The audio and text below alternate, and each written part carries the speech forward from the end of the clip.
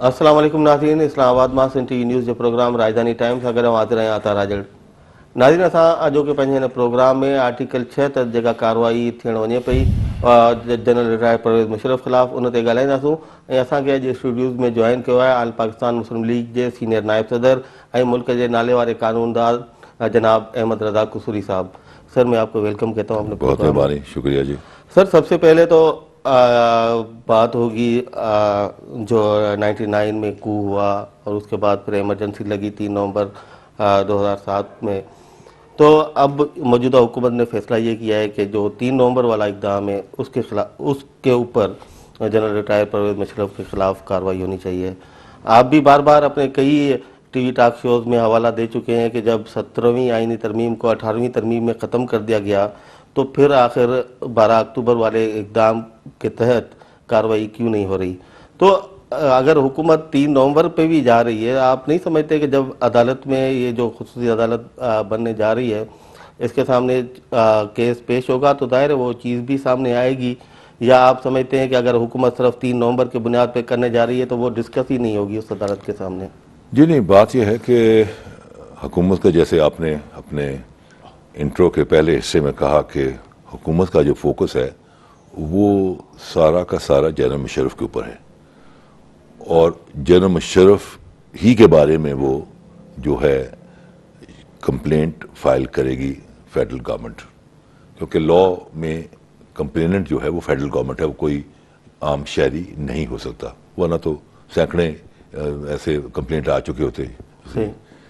तो अब चीज़ यह है कि अगर गवर्नमेंट फोकस करती है सिर्फ जनरल मुशर्रफ पर 3 नवंबर के नाते, तो इसका मतलब ये नहीं है कि सफाई यानी जनरल मुशर्रफ की तरफ के जो वकला है उनके कोई हाथ बंधे हुए हैं कि हम जो है अदालत में जाके ये नहीं कहेंगे कि जनाब इसका जो आगाज़ है वो 12 अक्टूबर 99 है, 3 नवंबर तो उसका बाई प्रोडक्ट है। सही। अगर आइन शिकनी ही का मामला जो आपने करना है तो वो वहाँ से शुरू कीजिए, और वहाँ से जब शुरू करते हैं तो उनको जो खौफ है, जो उन पर तारी है, उसमें कुछ 700-800 आदमियों के जिक्र आता है। सही। मिसाल तौर पर वो तमाम मेंबर पार्लियामेंट जिन्होंने 17वीं तरमीम को पास की, जिसमें सेनेटर भी हैं, मेंबर नेशनल असेंबलीज हैं जिन्होंने उसके हक में वोट डाला, वो सारे फॉल करते हैं in the category of adder, अबैटर and collaborator. ये 3 अल्फाज जो मैंने अभी इस्तेमाल किए हैं, इनका तस्करा आर्टिकल 6 के सब क्लॉज 2 में आता है। बिल्कुल जी। अब हो ये रहा है कि गवर्नमेंट जो है वो सिर्फ आर्टिकल 6 का जो पहला पैराग्राफ है उस पर निगाह रखी हुई है, और जो उसका पैराग्राफ नंबर 2 है उस पर बड़े मोटे मोटे पर्दे डाले हुए हैं ताकि वहाँ निगाह ही ना पड़े। वहाँ ये तीनों वर्ड जो मैंने इस्तेमाल किए हैं, जिनको मैं मैजिक वर्ड कहता हूँ, ये आइन के जो अल्फाज हैं, मेरे अल्फाज नहीं हैं, एडर, अबैटर एंड कोलैबोरेटर। अब क्योंकि एडर और अबैटर और कोलैबोरेटर की जो कैटेगरी है उसमें जर्नलों के भी नाम आते हैं, कोर कमांडर्स के भी नाम आते हैं, सीनियर ब्यूरोक्रेट्स के भी नाम आते हैं, पॉलिटिशियन तो मैं पहले ही जिक्र कर चुका हूँ, और उसके अलावा तो कोई 80 के लगभग जजेस जिन्होंने oath Lee under the PCO. अब ये कैसे होता है कि कोई जज ऐसे उंगली करे जनरल मुशर्रफ की तरफ कि तुम हो भाई वो जिसने आइन तोड़ा, तो 3 उंगलियां तो आपकी तरफ हैं। अगर आप किसी की तरफ 1 उंगली करते हैं, 3 उंगलियां आपकी तरफ, 3 उंगलियों का आपने जवाब देना है। सही। तो 3 उंगलियों का जवाब कैसे देंगे कि जब ये कहा जाएगा कि जनाब उस जो आइन को जो उसको पहलू तय रखा गया, एक साइड पर रखा गया, उसके तहत जो एक इंस्ट्रूमेंट था, वो जो आइन को तोड़ा गया उसके तहत एक छोटा सा जो इंस्ट्रूमेंट जिसको पीसीओ कहते हैं, उस पीसीओ के तहत तो आपने कसम ली। तो आप कैसे कह सकते हैं कि आपने पीसीओ के तहत कसम ली और अभी भी आप आइन के ताबेदार हैं और आइन की बालादस्ती में यकीन रखते हैं? आपने तो खुद उसमें पहल कर दी। तो उसमें एक लंबा सारा, जिसको मैंने, आपको याद होगा कि जब मैं आर्गू कर रहा था सुप्रीम कोर्ट में, ये लफ्ज़ मैंने इस्तेमाल किया था पहली दफ़ा कि पंडोरा बॉक्स खुल जाएगा, जिसको कि आज पूरे पाकिस्तान में तमाम तजिया नगार और तमाम अखबारों में जो आर्टिकल्स आ रहे हैं, तमाम लोग उस अल्फाज को बार बार रिपीट कर रहे हैं। ये अल्फाज मैंने پہلی دفعہ سپریم کورٹ میں جب میں آرگو کر رہا تھا اس وقت میں نے اس کو استعمال کیا، پنڈورا باکس کھل جائے گا، اور پھر میں نے کہا تھا کہ جب پنڈورا باکس کھلے گا تو بہت سارے پردہ نشینوں کے نام اس میں عیاں ہوں گے، اور صرف یہ نہیں ہے، تو جب آواز نکلے گی تو وہ پھر دور تک جائے گی آواز اسی تھی. تو وہ اب کیونکہ اب وہ موقع آ گیا ہے تو اس لیے یہ پریشان ہیں کہ بھائی اگر یہ پنڈورا باکس کھل گیا تو سب کے نام آئیں گے. مثال طور پر جو موجودہ چیف جسٹس ہیں انہوں نے اپنا ظفر علی شاہ کیس میں 3 سال کا پیریڈ دے دیا، ٹائم دے دیا، حالانکہ فیڈریشن نے تو صرف اتنا مانگا تھا کہ ہمیں لیجٹمیسی دے دی جائے، ہمیں تسلیم کر لیا جائے آئینی طور پر. لیکن وہ جو 11 ممبر بینچ تھی جس کا ایک ممبر چوہدری افتخار صاحب بھی تھے، انہوں نے لکھ دیا آرڈر کے اندر کہ ان کو جنرل مشرف کو 3 سال بھی دیتے ہیں اور ساتھ آئین میں ترمیم کرنے کا بھی حق دیتے ہیں، فرد واحد کو. فرد واحد کو. تو یہ پھر کیسے محفوظ ہوں گے تھی؟ یہ تو اسٹیٹ وے فال کر جاتے ہیں in the category of aiders and abettor and collaborator. تو یہ کیونکہ پنڈورا باکس کھلتا ہے. اور پھر دیکھیں 3 آرٹیکل کٹھے پڑے تو بات سمجھ آتی ہے. ایک آرٹیکل 6 جس کا سب کلوز 2 ہے جو میں نے ابھی بتایا، دوسرا ہے آرٹیکل 12 جس کا سب کلوز 2 ہے جو یہ کہتا ہے کہ تمام جو قوانین ہیں ان کی جو اپلیکیشن پیچھے سے نہیں ہو سکتی ہے، لیکن جو سبورٹ کرے گا آئین کو کرے گا اور ایبروگیٹ کرے گا آئین کا، اس کا جو اطلاق ہے وہ 23 مارچ 1956 سے ہے. یعنی آئین کہہ رہا ہے، لا بھی نہیں کہہ رہا، آئین کہہ رہا ہے. تو دیٹ مین کہ اس کا سٹارٹنگ پوائنٹ وہاں آ گیا. یعنی ایوب خان کا جو 58 کا معاشرہ اس پر بھی لاگو ہوتا ہے. اگر چاہیں تو ان کی قبروں کو بھی ٹرائل کر سکتے ہیں، جیسے کہ ٹامس کامرول کا کیا انگلستان کے اندر، اس کے مرنے کے بعد اس کا ٹرائل کیا. تو چیز یہ ہے کہ یہ اس کا سٹارٹنگ پوائنٹ 23 مارچ 1956 ہے. اور آرٹیکل 270 جو AA ہے وہ یہ کہتا ہے کہ یہ جو 2 امبریلا تھے 12 اکتوبر 1999 کو جنہوں نے ان کو ڈھانپا ہوا تھا، محفوظ کیا ہوا تھا اس ماورائے آئین اقدام کو، ایک تو تھا ظفر علی شاہ کیس جو کہ 11 ممبر بینچ نے پاس کیا. تو ظفر علی شاہ کیس نے اس کو لیجٹمیسی دی اور ویلیڈیٹ اس کو کیا پارلیمنٹ نے 17 امندمنٹ. آرٹیکل 18 میں یہ دونوں امبریلاز جو ہیں، دونوں چھتریاں ہٹ گئیں. جب ہٹ گئیں تو آپ اسٹیٹ وے چلے جاتے ہیں، اپنا 12 اکتوبر پر چلے جاتے ہیں. بالکل. اب 12 اکتوبر پر جاتے ہیں تو وہاں جا کے ان کو کب کبھی تاری ہو جاتی ہے، کیونکہ وہ تو پھر پنڈورا باکس کھل جاتا ہے. اور بہت سارے تو جو ایسے ہیں پالیٹیشین جو کہ اب نون کے منسٹرز بنے ہوئے ہیں جنہوں نے وہ لا پاس کیے، وہ اب یہ کیسے ہو سکتا ہے کہ بھئی جب ادھر تھے تو گناہ گار تھے، ادھر ہو گئے تو پاک باز ہو گئے. تو وہ سارے پکڑے جاتے ہیں. اور یہاں تک کہ اگر اس کو اور لمبا کھینچا جائے تو ایون میاں نواز شریف جو ہیں وہ بھی فال کرتے ہیں in the category of aider abettor and collaborator, کیونکہ جنرل ضیاء الحق تو وہ منہ بولے بیٹے تھے اور وہ ان کو تو کوئی الیکشن تو تھوڑی لڑا تھا. ہی واز پکڈ اپ، منظور نظر تھے، he was picked up as a minister for finance and then chief minister. تو یہ تو سب بڑا دور. اور وہ سارے جو ہیں اپنے جو ضیاء الحق کی جو تھی مجلس شورا جس میں کہ یوسف رضا گیلانی اور جاوید ہاشمی اور اپنا فخر امام اور عابدہ حسین، آپ کسی سیاستدان کا نام لیں وہ مجلس شورا کا ممبر تھا. فارچونیٹلی آپ کے سامنے جو بندہ بیٹھا ہوا ہے وہ اس کا ممبر نہیں تھا. میں آج تک کسی جو ہے ڈکٹیٹر کے ساتھ اس کے پاور میں شامل نہیں ہوا. جنرل مشرف کے ساتھ بھی میں جب ساتھ دیا جب وہ اسی گر رہا تھا، کیونکہ میں بنیادی طور پر گرے ہوئے ساتھی لوگوں کا ساتھی ہوں. بھٹو کو بھی میں نے جب پک اپ کیا جب اس کو ایوب خان نے اپنے کیبنٹ سے نکال دیا تو میں نے اس کو 22 جون 1966 کو ایک راؤزنگ ریسیپشن دیا لاہور کے ریلوے اسٹیشن پر، اور وہاں سے میری اس کی دوستی کا آغاز. تو میں بنیادی طور پر میرے یہ ٹیمپرامنٹ میں ہے، I am a friend of جو ڈاؤن ٹو جو گرے ہوئے لوگ ہیں ان کا ساتھ دیتا ہوں. اور یہ میری زندگی کا ایک قصور صاحب اگر 12 اکتوبر کو ہم دیکھیں تو 12 اکتوبر کا جو اقدام ہوا جب 111 بریگیڈ موو ہوتی ہے، جنرل عثمانی کراچی ایئرپورٹ کا کنٹرول سنبھالتے ہیں، تو اس میں تو بنیادی طور پر جنرل ریٹائر پرویز مشرف کا کوئی کردار نظر نہیں آتا کہ اس وقت وہ تو فضا میں تھے.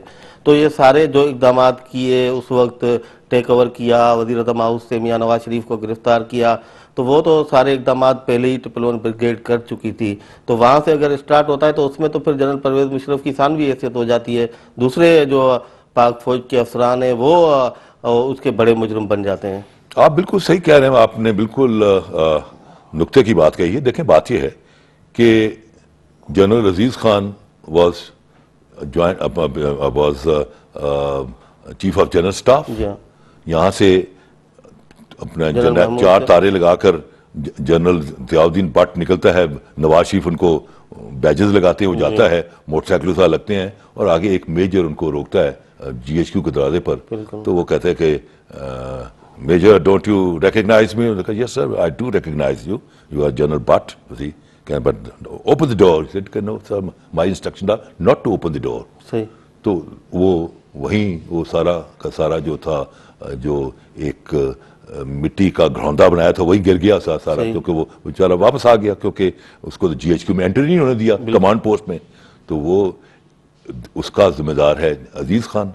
پھر جنرل محمود جو تھا وہ 10 کور کمانڈر تھا، تو 111 بریگیڈ کمانڈر اس کے نیچے آتا تھا. انہوں نے ہی آپ کو ابھی بھی اگر فوٹیج آپ لگائے تو اپنا ٹیلی ویژن اور ریڈیو اسٹیشن اور پرائم منسٹر ہاؤس اور پریزیڈنٹ ہاؤس انہوں نے جا کے کنٹرول کیا.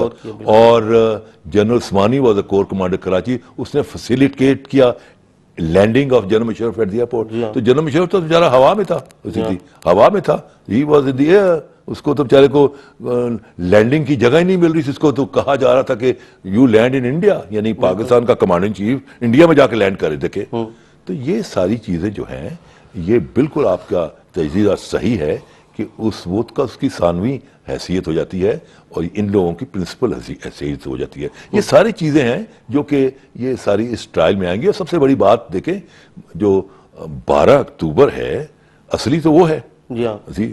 یعنی اگر آپ کہیں کہ بھائی پارلیمنٹ ختم، سینٹ ختم، prime minister and his cabinet finish, صوبائی حکومتیں ختم، صوبائی اسمبلیاں ختم، اور تاریخ میں پہلی بار سر سینٹ آف پاکستان کو بھی ختم کر دیا گیا، سب کو ختم کر دیا.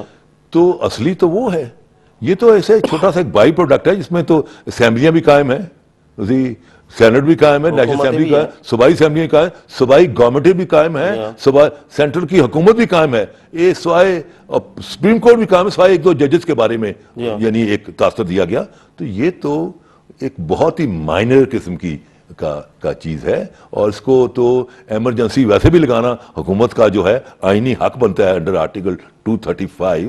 تو وہ یہ ساری چیزیں ڈسکس ہوں گی اور انشاءاللہ تعالیٰ we have got a very good case. اور جب سٹارٹ ہوگا تو پھر آپ دیکھیں گے انشاءاللہ تعالیٰ کہ اس میں بہت سارے دقیق آئینی اور قانونی جب نکات سامنے آئیں گے تو پھر پاکستان کے عوام کی ایک ایجوکیشن ہوگی کہ بھائی جو جنرل مشرف نے کیا وہ اس وقت کی ریکوائرمنٹ تھی، کیونکہ ملک جو تھا اس میں لوٹ مار ہو رہی تھی، اکانومی کا پٹھا بیٹھ چکا ہوتا، اور آپ کے جو تھے فارن ریلیشنز بالکل ختم ہو چکے تھے.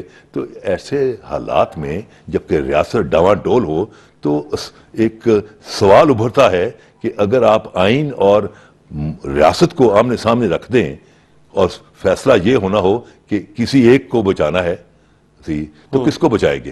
ضروری بات ہے کہ چوائس پہلا ہوگا ریاست ہے.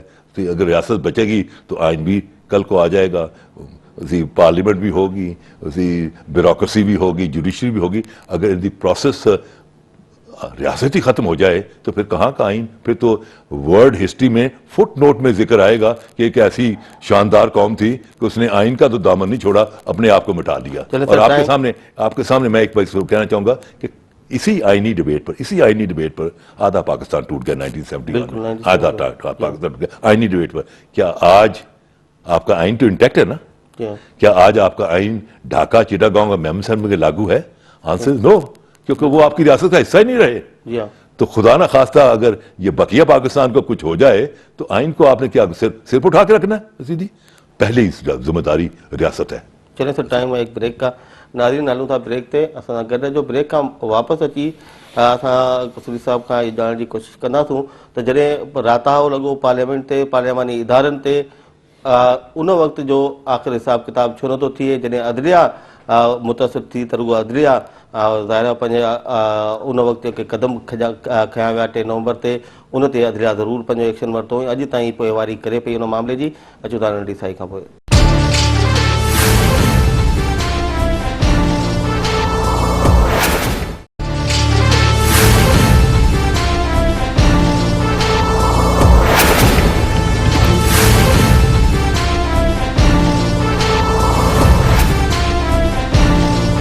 नाज़रीन प्रोग्राम में बहर भलीकार। कुसरी साहब, हम देखते हैं 12 अक्टूबर 99 को, जैसे आपने भी तज़किरा किया कि पार्लियामेंट भी ख़त्म हो गई, सूबाई असम्बलियाँ, मरकज़ी हुकूमत, सूबाई हुकूमत, उस वक्त की अदलिया जिन्होंने भी PCO के तहत तालुफ़ नहीं लिया वो सब फारिग हो गए। लेकिन जो हमारे पार्लियामानी इदारे हैं, पार्लियामानी फोर्सेस हैं, सियासी जमातें हैं, वो उस पार्लियामेंट के साथ जो कुछ हुआ उसके मुतालिक कुछ भी करने को तैयार नहीं है कि उसका दिफा करें या उस इकदाम के तहत जनरल रिटायर परवेज़ मुशर्रफ के खिलाफ कार्रवाई करें। लेकिन दूसरी तरफ हम देखें तो 3 नवंबर को सिर्फ अदलिया ही निशाना बनी उस इमरजेंसी का। जैसे आपने भी तज़किरा किया कि कुछ जजेस ने PCO के तहत हलफ नहीं लिया, फिर वो नज़रबंद हुए, जो भी हुआ, नई अदलिया आ गई। तो अदलिया ने तो वो केस फॉलो भी किया, उसको केस को सुना, फिर उस डिसीजन में उन्होंने जनरल परवेज़ मुशर्रफ को, फ़र्द वाहिद को उसका ज़िम्मेदार ठहराया, फिर उसको फॉलो करते रहे। इम्प्लीमेंटेशन के लिए तो वो बार बार उन्होंने कहा, हुकूमत को कहा कि आप आर्टिकल 6 के तहत कार्रवाई करें। तो अदलिया ने तो उनके खिलाफ जो कार्रवाई हुई उसको फॉलो किया। हमारे सियासी इदारे, पार्लियामानी जो फोर्सेज हैं, वो अपना आप न माजी में उन्होंने कभी दिफा किया, न इस दफ़ा हमें वो नज़र आ रहा है। ये क्यों है कि हमारी सियासी क़ुव्वतें बहुत कमज़ोर हैं या उनकी गलतियाँ बहुत ज़्यादा हैं, वो माजी में जो कुछ करते रहे इस वजह से आज भी डर उनके दिल में बैठा हुआ है? आपकी बहुत शानदार ऑब्जर्वेशन है जो आपने सवाल पुट किया है कि भाई यानी आइन का तोड़ना या असेंबलियों को घर भेजना, तो सबसे बड़ा तो ये मसला पार्लियामेंट और पॉलिटिशियन के लिए होना चाहिए था, क्योंकि उसका जो डायरेक्ट इफेक्ट ही थे, जो घर चले गए वो पॉलिटिशियंस थे। अदलिया तो नहीं थी। अदलिया तो सबको उन्होंने जिन्हें कसम खानी आ जाए, जिन्होंने नहीं कसम खानी ना आए। बिल्कुल, तो चॉइस दी गई थी। एक ऊपर ऑप्शन था कि भाई ये PCO है, जो कसम लेना चाहता है तो ले ले, नहीं लेना चाहता तो ही सीजेस टू बी ए जज ऑफ द हाई कोर्ट और सुप्रीम कोर्ट। लेकिन एक जुम्बिश कलम के साथ सेनेट भी खत्म, नेशनल असेंबली भी खत्म, सूबाई असेंबली भी खत्म। तो personally I agree with you कि इस मामले को उठाना तो पॉलिटिशियंस को चाहिए था कि अगर किसी के साथ अगर कोई समझे कि ज्यादती हुई तो ज्यादती तो इनके साथ हुई, लेकिन वो खामोश हैं और अदलिया जो है वो जुडिशियल एक्टिविज्म के तहत वो बड़ी फाल हुई है। तो ये बड़ी एक इंटरेस्टिंग सी ऑब्जर्वेशन है। इसका रीजन तो मैं नहीं दे सकता कि व्हाट परवेल्ड विद दी पॉलिटिशियन, के वो पॉलिटिशियन क्यों अपनी बिलों में घुसे हुए हैं, लेकिन ये आपकी ऑब्जर्वेशन अपनी जगह सही है। मैं अब जो कहना चाहूँगा वो ये है कि ये 4-5 मुकदमे पहले थे, Benazir murder case, भुगती murder case, जजेस नज़रबंदी केस और लाल मस्जिद, इन सब में टर्न बाय टर्न सब में जमानत होगी। और जमानत जब होती है जब बादी नज़र अदालत समझे कि इस केस में कोई खामी है और इवेंचुअली ये बंदा जो है बरी हो जाएगा क्योंकि केस कमज़ोर है, तो भाई उसको ऐसे खामखा उसको ड्यूरिंग ट्रायल क्यों रखा जाए, तो उसको जमानत हो जाए। ये बेसिक असूल है। ये सारे केसेस जो है ना, ये केसेस ऑफ नो एविडेंस, हम इसको अपने ज़बान का केसेस ऑफ नो एविडेंस, में कोई एविडेंस नहीं है, कोई शहादत नहीं है और इंसाफ तो शहादत मांगता है। अब जब सारे मुकदमे खत्म हो गए तो ये केस लाने की क्या जरूरत थी सबसे आखिर में जी? इसका बुनियादी 2 मकसद हैं। एक इसका मकसद तो ये है कि जो इश्यूज है सामने जिसको कि ये हुकूमत में कैपेसिटी नहीं है सॉल्व करने की, मिसाल तौर पर लॉ एंड ऑर्डर है, अब तक है कराची में क्या हालात हैं, बलूचिस्तान में, सब आपके सामने आप लोगों के اس کے اوپر ترا امتیاز ترا یہ راولپنڈی والا معاملہ ایک جو ہے ایک کرائسس سچویشن آ گئی اپنا دو گروہوں کے اندر شیعہ اینڈ سنیز کے درمیان اور اس کا اتنا پھیلاؤ ہوا کہ اس کے بعد ملتان اینڈ بہاول نگر اینڈ کوہاڑ تک بات پہنچ گئی. لوگ توقع کرتے تھے کہ جو اپنا ہوم منسٹر ہے وہ ٹی وی پر آیا پریس کانفرنس میں, وہ امام قوم کو اعتماد میں لے گا, اپنے میئرز بتائے گا کہ ہم نے اس تصادم کو آئندہ کے لیے روکنے کے لیے کیا اقدامات اٹھائے ہیں اور جو کلپرٹ کون ہے اور ان کو کس حد تک ہم نے ہاتھ ڈال لیا ہے یہ بتائے گا.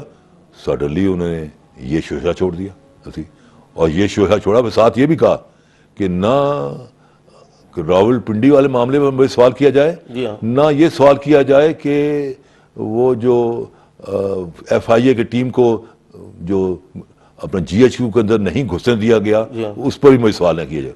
بھئی اگر سوال ہی نہیں کیا جانا تو آپ کو پریس کانفرنس کرنے کی کیا ضرورت ہے؟ آپ ایک ہینڈ آؤٹ منسٹری آف کی طرح چھاپے تو چھپ جاتا تھی, لیکن آپ نے یہ جس کا بنیادی جو مقصد تھا اس کو کہتے ہیں ڈائیورشن ٹیکٹکس, کہ لوگوں کی نگاہ اصلی معاملات پر, کیونکہ یہاں غربت ہے, افلاس ہے, جہالت ہے, لوگ خودکشیاں کر رہے ہیں, لوگ اپنے بچوں کو بیچ رہے ہیں, لوگ بلوچستان اور کراچی ایسی جگہوں سے نقل مکانی کر کے سیفر ایریاز میں جا رہے ہیں, اور حکومت قسم کی چیز نہ مرکز میں نظر آ رہی ہے اور نہ صوبوں میں نظر آ رہی ہے. تو ایک طائف الملوکی کا عالم ہے, آپ اور میں بچے ہوئے ہیں تو اس میں کوئی حکومت کی کوئی کارکردگی نہیں ہے, یہ تو اللہ کا کرم ہے کہ ہماری ابھی باری نہیں آئی. باقی تو سب کچھ اوپن, جہاں ڈی آئی جیز آ کے سول لائنز میں نماز جنازہ پڑھاتے ہوئے مارے جائے, what is left there? There is no government. کیونکہ ان میں کیپیسٹی نہیں ہے, نہ اہل ہیں. یہ دکانداروں کی حکومت ہے. نپولین کہا کرتا تھا برٹش کو کہ nation of a shop keepers, دکانداروں کی قوم. یہ دکانداروں کی حکومت ہے, اور دکاندار جو ہوتے ہیں نا وہ اپنے کاروبار میں زیادہ انٹرسٹڈ ہوتے ہیں بجائے کاروبار مملکت میں. کاروبار مملکت پیچھے ہے, ان کا اپنا کاروبار آگے ہے, کیونکہ ہندوستان سے اپنی چینی بھی بیچنی ہے, سیمنٹ بھی بیچنی ہے, اس لیے میاں منشا جو ہے ان کی فارن پالیسی چلا رہا ہے کیونکہ اس نے بیچ رہا ہے, ان کے ساتھ ان کے جو ہے کاروباری رشتے ہیں. ایک تو یہ ہے کہ اس سے ڈائیورشن ٹیکٹکس کہ اصلی جو سالو نہیں کرتے اس سے لوگوں کو ڈائیورٹ کر کے اس کی اٹینشن نان ایشو کی طرف لے جائے.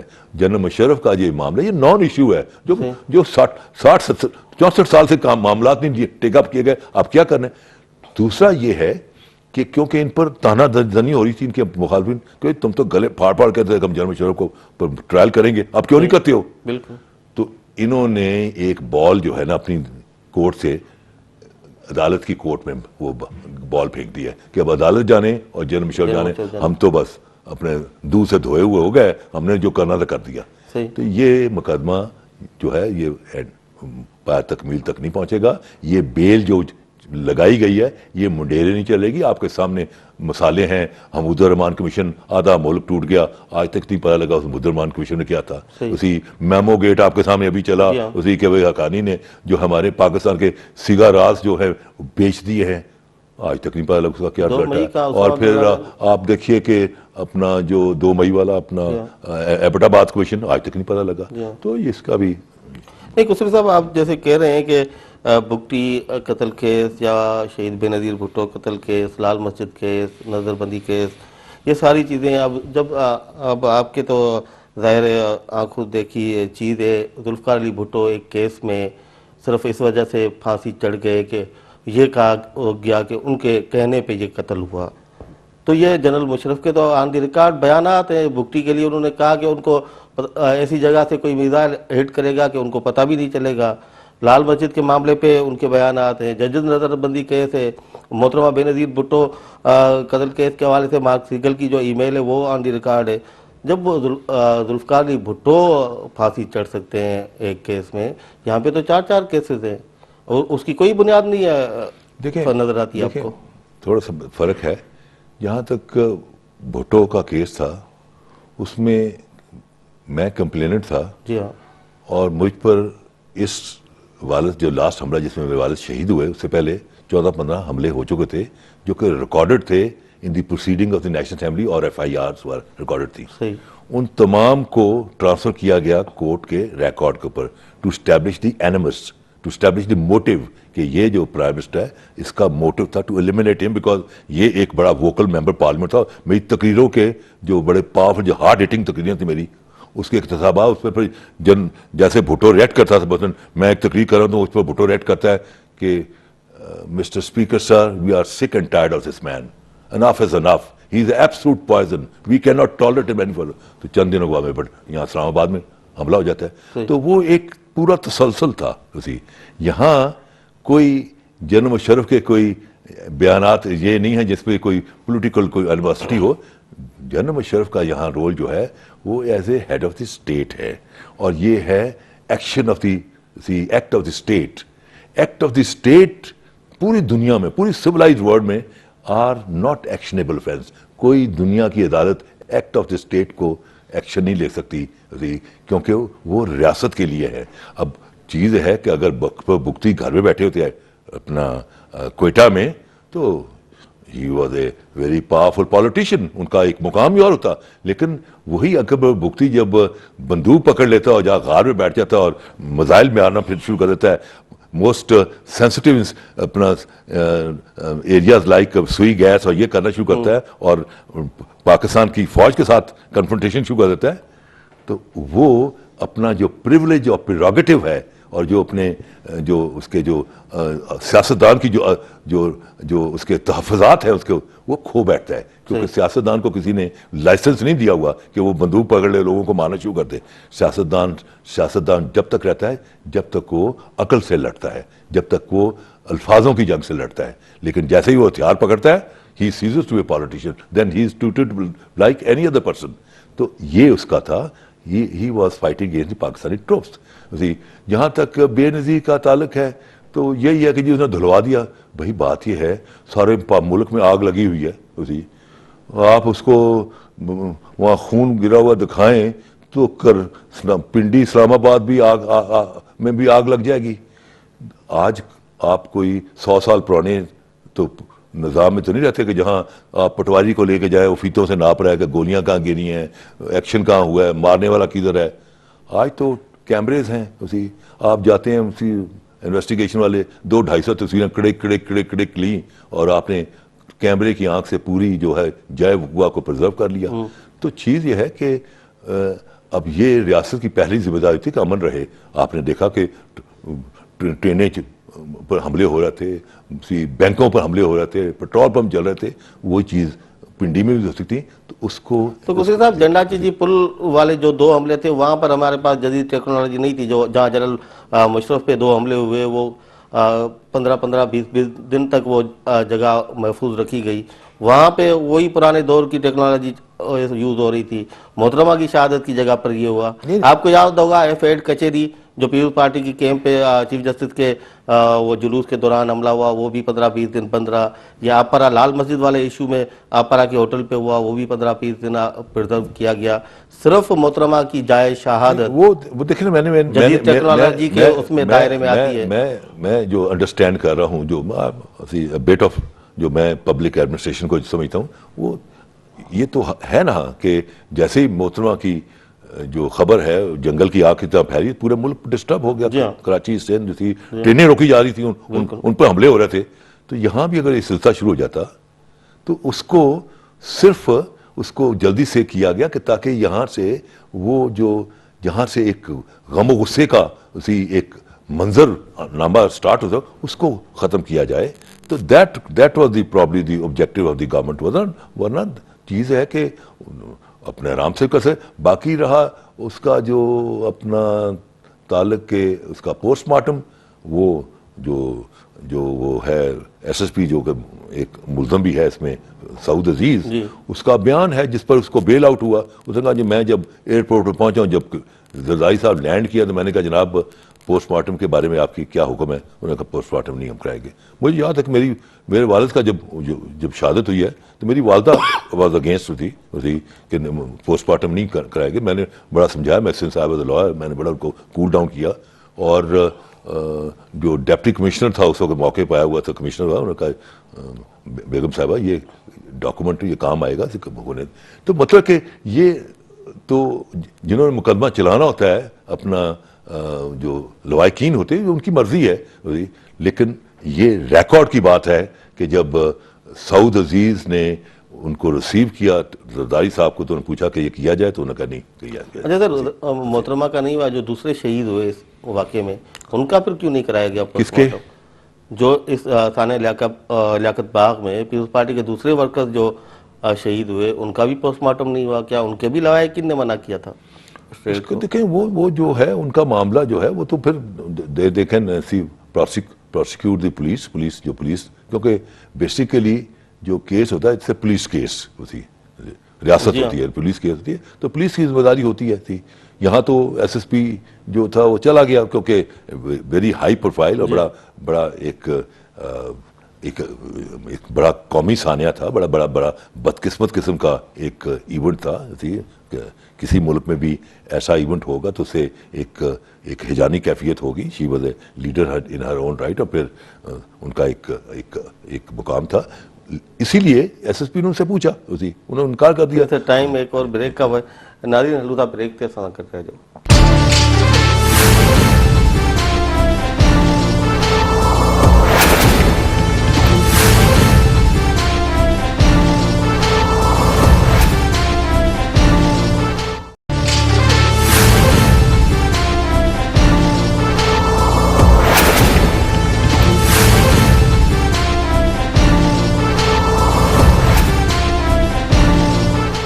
ویلکم بیک ناظرین۔ سر پھر آتے ہیں جنرل ریٹائرڈ پرویز مشرف کے خلاف جو کیس ہے، جو خصوصی عدالت قائم کی گئی ہے، اس پر بھی کافی سارے ملک کے قانون داز ہیں وہ اعتراضات کر رہے ہیں، اور یہ بھی سننے میں آ رہا تھا کہ شریف الدین پیرزادہ صاحب اور ستی صاحب وہ مل کے کوئی اس کو چیلنج بھی کرنے جا رہے ہیں سپریم کورٹ میں، لیکن ابھی تک شاید چیلنج نہیں ہوا۔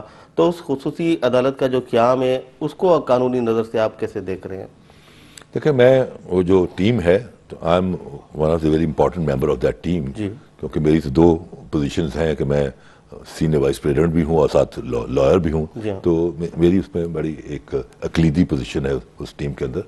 تو چیز یہ ہے کہ وہ فیصلے ہم نے کیے ہیں، ہماری ابھی کوئی 2-3 دن ہوئے، کوئی 4 گھنٹے کی میٹنگ تھی جس میں سارے اپنا شریف الدین پیرزادہ، اپنا ریٹائرڈ وہ سابق اٹارنی جنرل انور منصور، ڈاکٹر خالد راجہ، ایسے سارے لوگ وہاں آئے ہوئے تھے، 6-7 آدمی، جہاں ہم نے پوری اسٹریٹجی ڈسکس کی۔ اس اسٹریٹجی میں ہم نے ڈسکس کر لیا ہوا ہے کہ ہم نے کس سٹیج پر، ابھی ہم اس کا تذکرہ نہیں کرنا چاہتے، بیکاز ایک ہوتا ہے element of surprise, element of surprise is a very powerful weapon to your opponents, تو وہ ہم نے ایلیمنٹ آف سرپرائز رکھا ہوا ہے، but then we are ready for all kind of eventualities, اور وہ کیس ہم بڑا افیکٹولی لڑیں گے، اور ان شاء اللہ تعالیٰ اس کے ہم نے 2 حصے کیے ہیں، ایک اس کا کانسٹیٹیوشنل حصہ، ایک اس کا کرمنل سائڈ کا، کیونکہ یہاں جو پروسیڈنگ ہوں گی، یہ جو اسپیشل ٹریبیونل بنائی ہے یہ کرمنل پروسیڈنگز ہوں گی، اور وہ جن کیسز کی بنیاد پر یہ سارا چل رہا ہے، Sindh high court bar association جو کہ 31 جولائی 2009 کو 14 ممبر سپریم کورٹ کے بینچ نے کیا، اس کو بھی ہم نے چیلنج کرنا ہے، کیونکہ وہ جو فیصلے تھے جو ہوئے ہیں اس میں جنرل مشرف نہ تو اس کے جو پٹیشن دائر کی گئیں اس میں پارٹی ہیں، یعنی نہ پریئر میں ذکر ہے کہ ان کے اقدامات کو غیر آئینی ڈکلیئر کیا جائے۔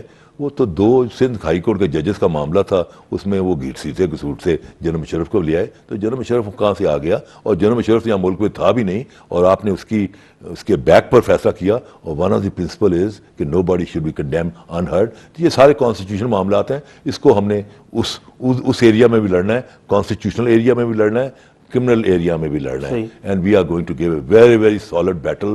اینڈ یہ جو اٹارنی جنرل یا شیخ اکرم کہہ رہے ہیں جی کہ دنوں میں یہ دونوں میرے خیال کو کوئی کرمنل لا کا کوئی پریکٹس نہیں ہے، کیونکہ جو اٹارنی جنرل وہ بیسیکلی کارپوریٹ سائڈ کا لائر ہے، یہ بھی کوئی سول سائڈ کا لائر ہے، اور یہ لمبا مقدمہ چلنا ہے، اور پھر مجھے تو یہ مقدمہ اتنا لمبا کافی چلتا ہے، مجھے تو یہ گورنمنٹ جو ہے to be very honest proudly. اب یہ میں پولیٹیکل بات کر رہا ہوں. مجھے یہ گورنمنٹ مارچ سے آگے چلتی نظر نہیں آ رہی. مارچ تک یہاں طاہر القادری آ رہا ہے فروری میں, اور یہاں ایک بڑا لمبا چوڑا تہلکہ مچنے والا اور ایک اپنا دھرنے کا ہونا ہے, اور یہ گورنمنٹ تو بالکل تنکوں کی گورنمنٹ ہے, یہ تو خس و خاصا کی طرح بہہ جائے گی. تو مجھے تو یہ مارچ سے آگے چلتے ہوئے نظر نہیں آتے. تو سر یہ کیا کوئی بہت بڑی لیگل ٹیم آپ نے بنائی ہے یہ کیس لڑنے کے لیے, یا جیسے سننے میں آ رہا تھا کہ طرف شریف الدین پیرزادہ صاحب کوئی اپیئر ہو؟ جی بالکل ہے جی, he will take care of the constitutional side. صحیح. اور باقی کرمنل سائڈ پہ کرمنل سائڈ میں ہوں, I am the main lawyer. میرے ساتھ اپنا 2-3 اور لائرس ہیں, بڑے ٹاپ کے لائرس ہیں. اچھا سر, اس کیس پہ یعنی کہ اب لیکن میں کانسٹیٹیوشن سائڈ پہ بھی کام کروں گا. مجھے پیرزادہ نے خود ریکویسٹ کی کہ نہیں آپ نے کانسٹیٹیوشن سائڈ پر بھی, کیونکہ میں one of the founding father Pakistan constitution. Pakistan جب آئین بن رہا تھا تو میں youngest member of the constitution assembly تھا, تو میں دونوں سائڈ پہ کام کروں گا. میں کانسٹیٹیوشن سائڈ پہ بھی کام کروں گا اور کرمنل سائڈ پہ بھی کام کروں گا. اچھا سر, ظاہر ہے یہ پاکستان میں پہلا مثال ہوگا, آرٹیکل 6 کے تحت کارروائی ہونے جا رہی ہے جو جنرل ریٹائر پرویز مشرف کے خلاف. اس میں ضمانت کا بھی کوئی آپشن ہوگا؟ اب لاز کیا ہے, کوئی ضمانت کے لیے بھی آپ کو دیکھیں بات یہ ہے کہ اس میں یہ ہے کمپلینٹ کیس. دو قسم کیس ہوتے ہیں. پولیس کیس ہوتا ہے. پولیس کیس میں جیسے پولیس آپ رجسٹر کراتے ہیں اپنا FIR, اور اگر کوئی جو جرم ہے, آفینس جو ہے وہ نان کاگنیزیبل ہے, دست اندازی پولیس ہے, تو پولیس اس کو گرفتار کر سکتی ہے. یا پھر آپ کے لیے 2 آپشن, یا تو آپ بیل بفور اریسٹ کرائیں یا پکڑنے کے بعد بیل آفٹر اریسٹ کرائیں. لیکن یہاں جو ہے یہ ہے کمپلینٹ کیس. یہاں جب وہ 1-2 گواہوں کو اور جو مٹیریل جو گورنمنٹ پیش کرے گی ٹریبیونل کے سامنے, اس کو اسٹڈی کرنے کے بعد جب ٹریبیونل دیکھے گی کہ اس کے اندر کوئی پریما فشائی بادی نظر کیس بنتا ہے, دیر از اے میٹ ان دی کیس, تو پھر they will issue notice to the respondent to appear. اور پھر دوسری سائڈ کو سننے کے بعد پھر وہ فیصلہ کریں گے کہ اس میں اریسٹ کرنا ہے یا بیلیبل وارنٹ ایشو کرنے یا نان بیلیبل کرنے. اچھا, یعنی کہ یہ تو پھر اسٹیبلش ہو گیا کہ جب تک عدالت اس معاملے پہ کوئی ڈیسیجن نہیں لیتی تب تک زیر حراست بھی نہیں ہے, نہیں, اور اس وقت نظر بند بھی نہیں ہے, بالکل نہیں ہے جی. اور اس وقت جہاں بھی جانا چاہیں ملک کے اندر وہ جا سکتے ہیں. بالکل. تو یہ ضمانتیں سب ہو گئی. ہمیں جنرل ریٹائر پرویز مشرف کی طرف سے کوئی ایکٹیویٹی نظر نہیں آئی. اس کے پیچھے سیکیورٹی وجوہات ہیں یا کوئی اور سبب ہے کہ وہ ابھی تک اپنے گھر میں ہی رہنے کو ترجیح دے رہے ہیں؟ دیکھیں بات یہ ہے کہ general Musharraf is a politician with different facets. ان کا ایک نہیں چہرہ, ان کا ایک چہرہ فوجی ہے, ایک چہرہ ان کا ایز اے پریزیڈنٹ ہے, ایک چہرہ ایز اے انٹرنیشنل اسٹیٹسمین ہے جو باہر کے انٹرنیشنل ورلڈ. تو وہ ساری چیزوں کو ہم ٹائی اپ کر رہے ہیں, اور ہم کوئی چیز پری میچور, جیسے کہ ہمارے سیاستدان ہوتے ہیں, جیل کے پھاٹک سے باہر نکلے تو ایک دم بڑک ماری اپنا, اور پھر 4-5 دن کے بعد اپنے اسٹیٹمنٹ کو واپس لے لیا. یہ ہم بڑک نہیں ماریں گے. ہم ساری چیزوں کو اسٹڈی کر رہے ہیں. بڑا منیوٹی ہمارا جو تھنک ٹینک ہے اور ہمارا ریسرچ سیل ہے ورک کر رہا ہے. ہم چاہیں گے کہ جب بھی وہ آپ کی برادری کو یعنی میڈیا کو کانٹیکٹ کرے تو وہ ایسی پریس کانفرنس ہو جو کہ فاؤنڈیشن پریس کانفرنس, جو کہ ایک بنیاد رکھ دے آئندہ اگلے 2-3 سال کی جو سیاست میں جو ایونٹ انفرل ہونے ہیں, تو اس میں یہ انتظار نہ آئے کہ اس میں کنٹینیوٹی آئے. لہٰذا اس پر سوچ بچار ہو رہا ہے. تو naturally the whole world is watching, the whole world is keen to. مجھے پتہ ہے نا کہ مجھے کتنے پاکستانی پریس تو اپنی جگہ ہے ہی, لیکن جو مجھے انٹرنیشنل پریس کے جو مجھے ٹیلی فونز آتے ہیں اور جو ریکویسٹ آتی ہے کہ ہمیں ہمارا انٹرویو کرا دی, تو میں نے ان کو پائپ لائن میں رکھا ہوا ہے. But we will certainly call them when if and when appropriate time will come and when we are ready to make a statement جو کہ پالیسی اسٹیٹمنٹ ہو. سر ٹائم پروگرام کا ختم ہو رہا ہے, آخری کوشچن میں آپ سے کروں گا. آپ نے اپنی گفتگو میں کہا کہ یہ جو کیس ہے یہ کسی منطقی انجام تک پہنچتا آپ کو نظر نہیں آ رہا. 1958 سے لے کے آج تک ملک میں جو بھی مارشل لا لگے, آمریتیں آئیں, آئین معطل ہوئے, پارلیمنٹ ختم برطرف کی گئی, آپ نہیں سمجھتے کہ ملک میں اب احتساب ہونا چاہیے تاکہ آئندہ کے لیے ڈکٹیٹرشپ کے دروازے بند ہوں اور اس طرح جمہوریت جیسی بھی ہے ملک میں چلتی رہنی چاہیے، یا آپ سمجھتے ہیں کہ جمہوریت کا کوئی کام نہیں ہے، ادھر آمریت زیادہ بہتر ہے؟ دیکھیں میں تو بائی ٹیمپرامنٹ ڈیموکریٹ سی، اور میرا ڈیموکریسی میں اسٹیک بھی ہے. میں نے تو اپنے باپ کی بھی قربانی فار مائی ویوز اسی جو کہ میں اسمبلی کے فلور پر دیتا تھا، اس کے بھینٹ میرا باپ بھی چڑھ گیا اسی تھی. ہاں میں بیسیکلی ڈیموکریٹ، لیکن چیز یہ ہے ڈیموکریسی یہاں نہ آئین یہ کیسز کے ذریعے آئے گی، نہ آئین کے ذریعے آئے گی. ڈیموکریسی کی بقا اور اس کے تسلسل کی ضمانت نہ آئین دیتا ہے، نہ پارلیمنٹ دیتی ہے، نہ جوڈیشری دیتی ہے، نہ پولیٹیکل پارٹی دیتی ہے. وہ صرف ایک چیز ہے، اور وہ ہے اس ملک کا پولیٹیکل کلچر. صحیح. ایگریکلچر جو ہمیں ملا وہ تو ہم نے برباد کر دیا، اور پولیٹیکل کلچر ہم نے ڈیولپ نہیں کیا. اور پولیٹیکل کلچر کے دو اہم ستون ہیں، ایک ہے صبر، دوسرا ہے برداشت. جس معاشرے کے اندر، جس قوم کے اندر صبر اور برداشت کا فقدان ہے، وہاں دنیا کے تمام سسٹم چل جاتے ہیں، جمہوریت نہیں چلتی. کیونکہ انگریزی میں کہتے ہیں patience and tolerance is a sine qua non of democracy. یعنی صبر اور برداشت جو ہے وہ جمہوریت کی نیو ہے. یہاں تو الیکشن آج ہوتے ہیں، اگلے دن کہتے ہیں آپ اسمبلی ڈیزالو کرو، اگلے دن آپ سڑکوں پر آ جاتے ہیں. یعنی نہ صبر ہے نہ برداشت ہے. یہ جو معاشرہ لاتے ہیں یہ ہمارے سیاستدان ہیں جو کہ جی ایچ کیو میں رابطہ قائم کرتے ہیں اور یہ کہتے ہیں کب آؤ گے جب ملک تباہ ہو جائے گا. تو یہ جس دن ہمارے سیاستدانوں میں یہ عظمت آ گئی، یہ بردباری آ گئی، ان کا رابطہ عوام سے ڈائریکٹلی ہوگا، اور وہ تحصیلداروں اور تھانے داروں کے بنائے ہوئے ایم این ایز نہیں ہوں گے بلکہ عوام کے بنائے ہوئے ایم این اے ہوں گے، بلکہ مینیفیسٹو کی بنیاد پر ایم این اے بن کے آئیں گے. اس دن جمہوریت کا پودا جو ہے وہ مضبوط ہو جائے گا اور وہ پھلے پھولے گا. چلیے بہت شکریہ سر آپ کا، آپ نے ٹائم دیا. میں ناظرین احمد رضا قطری صاحب جूं ॻाल्हियूं तव्हां ॿुधियूं. सुभाणे ताईं असांखे ॾींदो इजाज़त. अल्लाह भाई.